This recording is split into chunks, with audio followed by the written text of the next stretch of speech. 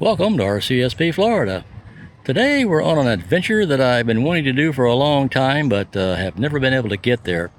We are at the Stewart Homestead and Cemetery in basically, it's kind of just north of Colt Creek State Park in the Green Swamp. And it is literally in the middle of nowhere. So come along with me and we tour this place, and I finally get there after about 2 years of trying. Catch up with you later. This is the Stewart's cabin, and it's absolutely amazing. I'm not positive, but this is probably made out of cypress. But you can see, I'll walk around it here.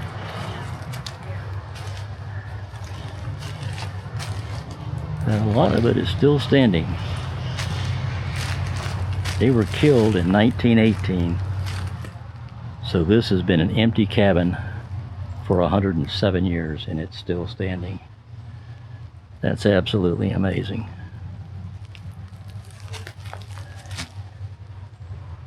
Even the tin roof is still being held together. And it's actually, I'm pretty sure, is weatherproof today. Take you around the whole cabin here. And this whole thing is in the middle of the Green Swamp, which back in those days was in the middle of nowhere. See where there used to be a window there? Where the front door was, it's kind of falling apart, and of course the doors are long gone.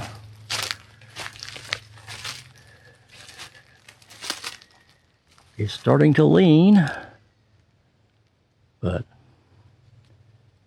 it's still hanging in there.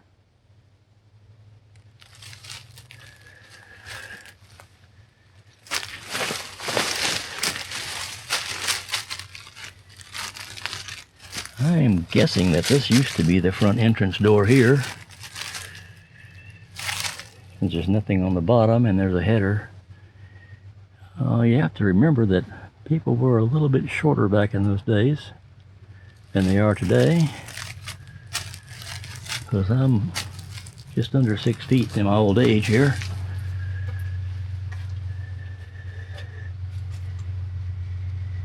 And you can see there's still holes in the roof, but it's still got a roof on it.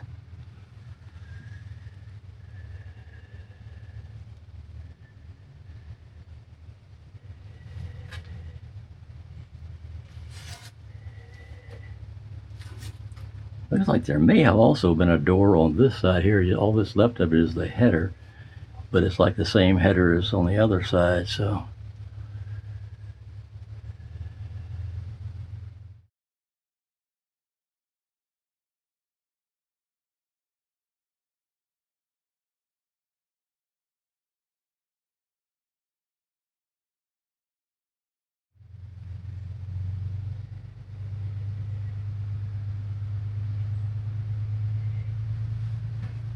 There's even the raft or the flooring, some of that has even survived. And I am thinking that that tree was already here, and they may have cut it off and had it inside to sit on. I don't know for sure, obviously, but it was amazing. But just imagine being here on the night of May 9th, about 2 weeks after the murders, and found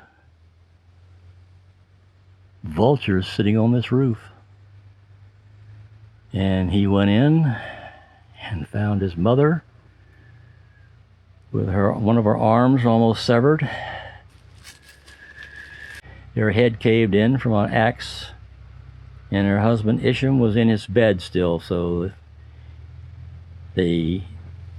both Joshua Browning and John Tucker came to see them, knowing that Isham had money in his cabin because he didn't trust banks. He used to buy and sell cattle to make a living. And they came in to have dinner with them and spent the night, or going to spend the night, so they weren't wandering around the green swamp trying to get home in the middle of the night. They waited till they were asleep, and then they killed them both with an axe. Joshua Browning and his friend John Tucker were eventually captured. They admitted to the crime and both sent to prison. However, Josh Browning escaped from prison not too long after he got there and was on the run for 10 years. And then, for reasons unknown, he turned himself in. Well, when he turned himself in, they went back and looked at his case and discovered that he had not been given proper legal advice.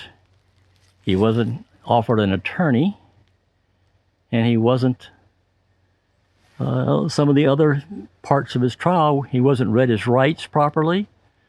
So he ended up getting back out of prison. So he served very little time, just the time from the time he went in prison to the time he escaped in prison, and he got away with basically murdering 2 people. I can say the mosquitoes are pretty bad out here too. But what do you expect? We're in the green swamp. You would expect them to be bad. Well, from here, we can go over to the cemetery and we can find the graves of Isham and Sarah, who was known as Sallie. We can find their graves.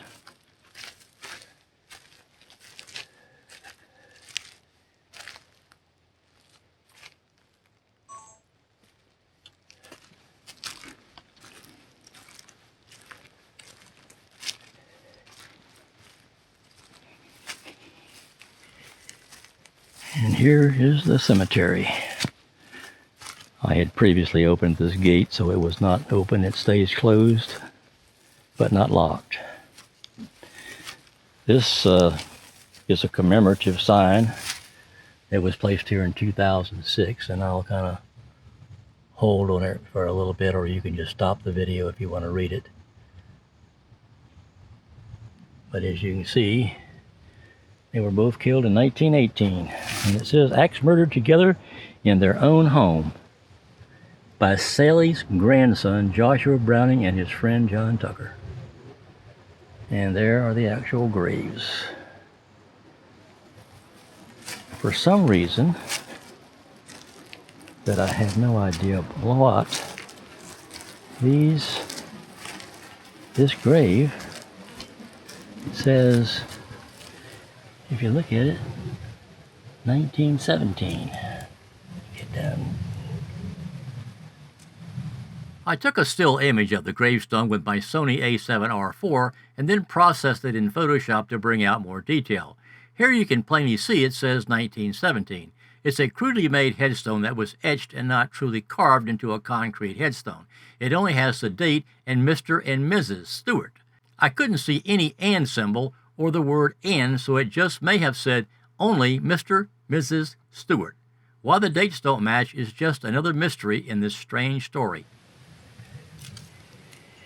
And I am assuming that the taller one, being that it was in the 1918s and the men were supposedly more important, would be Isham's grave, and the smaller one would be Sarah or Sallie's. As you can see,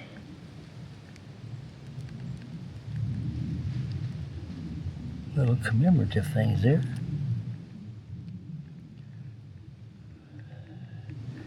Somebody's left looks like 2 quarters and a penny on there.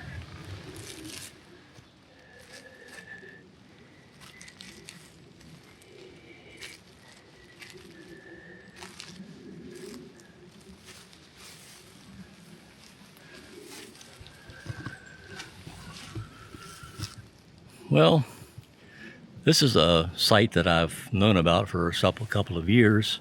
Excuse me, I'm kind of getting the mosquitoes off my head here. The mosquitoes are getting pretty bad out here. But I finally made it today. It's not an easy place to get to. You have to know where it is, number one, and there are quite a few people do know where it is.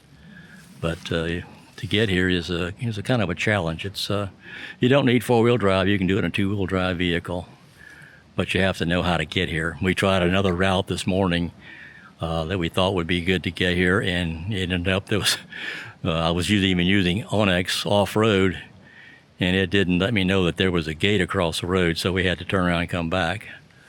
So you have to be careful and you just keep at it. But believe it or not, I put this into Waze, and actually Waze got me here. But it's in a hunting area, and it's now hunting season. So, if it's not hunting season, you can't get here by the way we got here. You have to be able to get into the hunting area, and it's usually closed. Look at this ginormous live oak tree. It's right by their grave. It's spectacular. Looks like at one time these limbs over here kind of hung out over the graveyard, but they've been taken down by a storm, probably rotted. But look at the reach of this tree. It's just spectacular. Wow.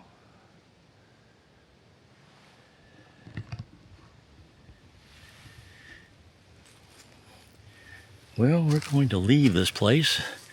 You can park out front off the road. It's obviously an unpaved road. It's a lime rock based road. But it's a beautiful area. I mean, look at that's the tree over the graveyard. This is a tree between a cabin and the graveyard. Look at the size of that live oak tree. It is just huge.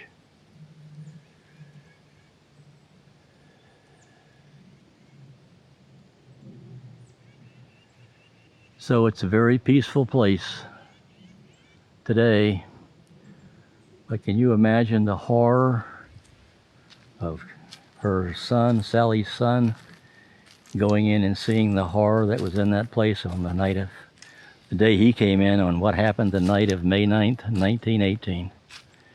That would be a scary moment. It would be one thing if it wasn't his mother and his stepfather, and to have it to be his son, her son's son, was the murderer. It's quite a story. You want to look it up, you can find information about it. There's not a lot of information, but you can find information about it if you want to look it up.